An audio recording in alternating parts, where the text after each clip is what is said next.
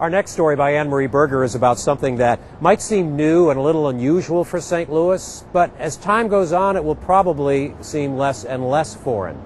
After all, there was a time when carving pumpkins was for the Irish, and Christmas trees, well, that was a German thing.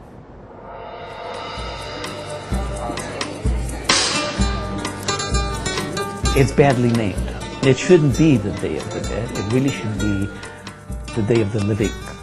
Renee Michelle Trapaga is referring to the Mexican tradition celebrating Dia de los Muertos, the Day of the Dead, and a recent exhibit at the St. Louis Artists Guild titled Ofrendas, or Offering, demonstrates how significant this celebration is.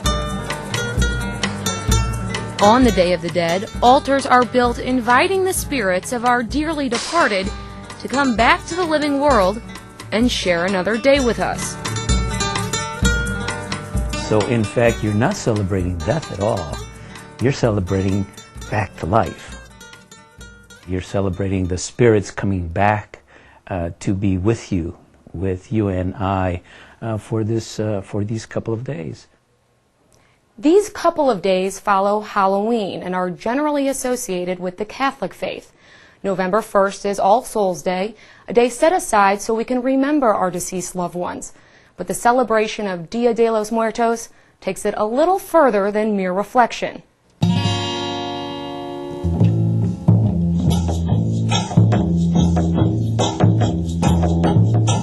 It begins the day before. You set up the altars. It's celebrated during, and then the day after, you visit the cemeteries, or you've stayed there. Many people stay there overnight. We laugh, we cry, we get drunk, we eat a lot, we sing songs, we party, we go get sad at the cemetery. Did it come off? It did come off. I got a little screwdriver. Renee's altar, which he designed with his wife Sherry, is in honor of his mother.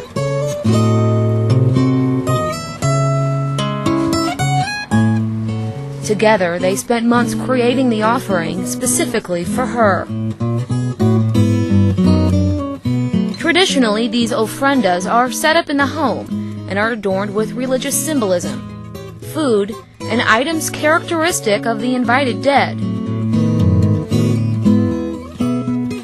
And of course, the idea is that these are the foods that that person liked while he or she was alive.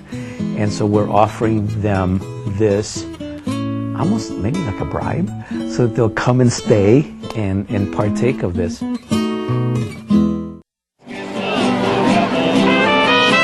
The Hispanic culture in St. Louis has become a lot more visible in the past few years. There are neighborhoods, churches, schools, cultural centers, even television programs that reflect Hispanic heritage. But even more significant is the merging of this culture with everyday St. Louis. This is evident in the celebration of Dia de los Muertos. While the custom is deeply rooted in Mexican tradition, it has begun to cross cultural and religious boundaries.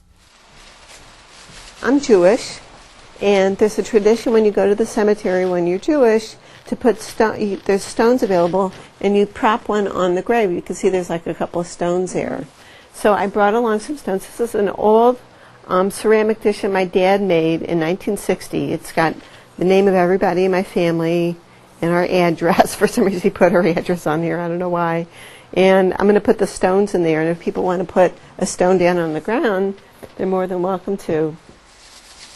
And for this non-Mexican, I always think of it as a very spiritual day, if not religious, very spiritual. And because in part of the magic of creating these ofrendas, it's not satisfaction.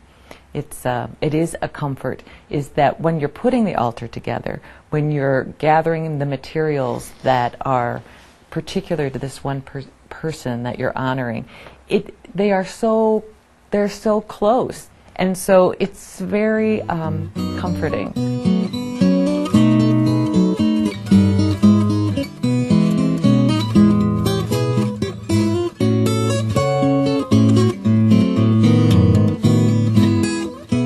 These multicultural ofrendas are a little more secular than the traditional Mexican offerings.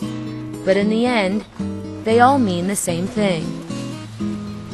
It is in part a great feeling, a great solace to think that your people are always with you. You're not alone.